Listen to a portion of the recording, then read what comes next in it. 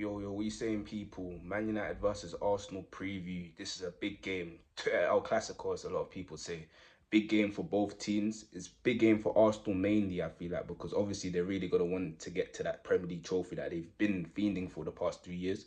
So a game like this, that when you know if they get the 3 points, and especially when City, they're not at their best, them getting 3 points isn't as convincing as it used to be. So Arsenal getting the 3 points would mean a lot for them going forward. For us, it really means a lot for us, especially if we want to get to that top four position to just get to the Champions League. So it's a big game for both teams.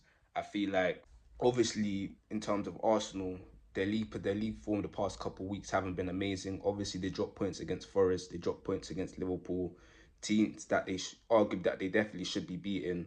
And obviously, even though that is the case, at the same time, you could also say when Arsenal, especially in the Emirates, play against big teams like your Bayern Munich, like your Flecken, which is even arguably Aston Villa, they've smoked them. They've beaten them by 3, 4 goals at least. They were extremely dominant in them type of games. So obviously, it's always going to be a threat regardless of the form. And obviously, in terms of us United, since getting rid of Amram and getting Michael Carrick, you've seen that we've gone back to the back four.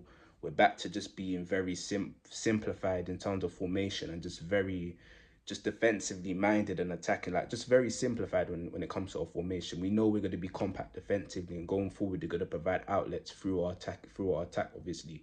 And just this in general, it's just going to make it a bigger game, really and truly. But at the same time, Arsenal versus Man United is a game where form doesn't really matter. Form goes outside the window. There's been many times when Arsenal played against Man United and they've been way better than us, like last season, and didn't really convincingly beat us or struggled against us, like in the FA Cup. Likewise, there's times when United have been way better than Arsenal and didn't really convincingly beat them like that. Probably got like a 2-1 win or a 2-0 win. So it's really a game where form goes outside the window. And yeah, man. Anyway, this I got notes here, so mind me if I'm looking down every 3 seconds. But in terms of going into the game, we know Arsenal are gonna play with a 4-3-3. We know they're gonna probably play with a midfield three of Zubimendi, Rice, and Odegaard. I don't think Eze is gonna start.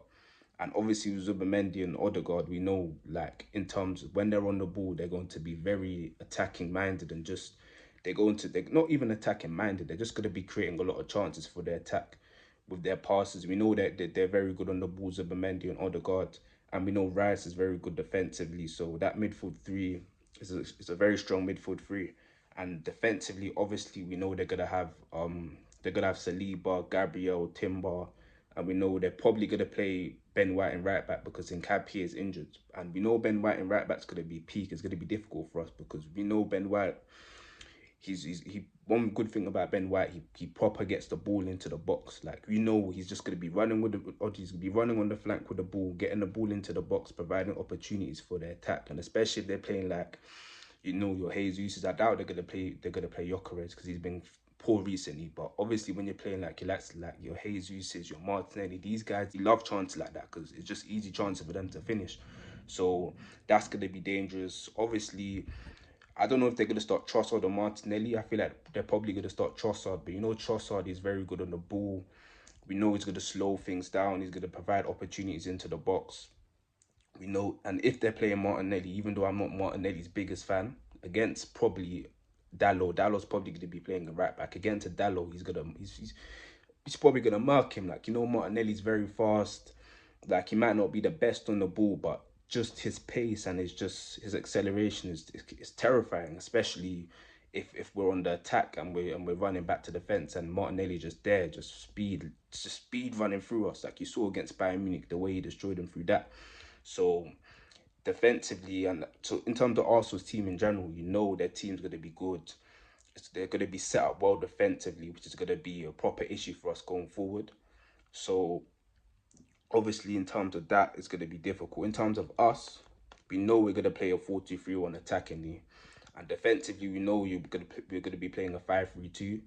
And I feel like with us, the main thing we just need to be very defensively compact and tight, so that we can break open play chances from Arsenal's midfield. Because obviously, as I mentioned before, we know Odegaard and Zubimendi are really going to be trying to break through our lines. So as long as we're very defensively compact and very defensively tight, especially between our midfield and our defence, then it's going to be very hard for them to create them opportunities. So I feel like it's very important for us to really, really, especially in our midfield or midfields where it really matters, we really need to be very compact and very tight there. So that's why me personally, I'd start Casemiro and Kobe.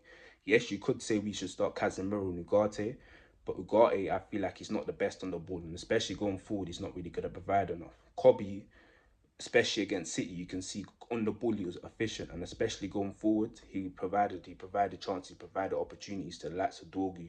So him being in the team is very important, and he can kind of be our outlet going forward. And especially in a game like this where we really need to be relying on chances against the run of play on the counter, is going to be very important for us. So I'd start Kobe and Casemiro. Man said Kobe, man. Kobe and Casemiro on a midfield pivot. And the main thing we need to do, we just can't concede corners. We can't concede too many corners. If we don't concede corners, we know Arsenal ain't gonna get ain't gonna create a lot of chances for themselves unless they proper just break their pedals and just go for the game, which I doubt they'll do. But in terms of our front four from the last game, I wouldn't really change it. I'd still play Dorgu on the left. I'd still play Mbemo up top. I'd still play Ahmad on the right. I'd still play Bruno in Cam. I feel like Dorgu on the left, yes, you could say we can play Acuna because Cunha was very good last game, but Dorgu on the left, he's just a very good attacking outlet. We know we're gonna be against the runner play for a lot of our attacking opportunities. So Dorgu will be good down the flanks, getting the ball into the box, and just he's just very fast and very tenacious. So we know what we're gonna get off Dorgu. Bruno Fernandes, you know he's going to be providing chances to both flanks. And with Ahmad, we know Ahmad is going to be extremely creative. When he's on the ball, he's either going to be creating chances or just getting the ball into the box. And I feel like in general, we shouldn't really change our team too much from the last game. I don't think we should change our team at all. I feel like in terms of Mbemo, a bit unpopular. I feel like last game he was good, don't get twisted, but he kind of grew into the game by the second. Like he grew into the game by the second half. So in the first half, it wasn't the greatest. In the game against Arsenal, where we know we at the Emirates, we know we need to be getting goals. We need to be attacking them early on. We need to be making the most of our chances early on. We need Mbemo to fully be locked into this game and to proper be just to be like an attacking outlet throughout the whole match, not kind of grow into it by the second half, to really be consistent from the second the ball's kicked, really and truly. We know from Mbemo, he's not a player he's going to be getting the ball and creating 500 opportunities. He's really that player who kind of feeds off a lot of chances that's given to him. And if you give him a chance inside the box, you know he's going to finish that 9 times out of 10. So we need Mbemo to really be charged up from the beginning of the game. And yeah, in terms of my prediction for the game, I feel like it'll be a 1-1. Yeah, I feel like it'll be 1-1. I feel like both teams will kind of cancel each other out. We know Arsenal, they're very good defensively. It's going to be very difficult for us to really get through them defensively. But if we don't concede, if we play the way we played last match and we do not concede corners, it will be very difficult for Arsenal to win the game, in my opinion.